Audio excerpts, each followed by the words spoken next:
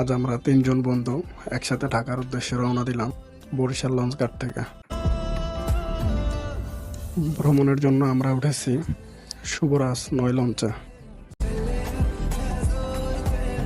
লঞ্চে উঠেই মনে হলো ভ্রমণটা অনেক সুন্দর হতে চলেছে।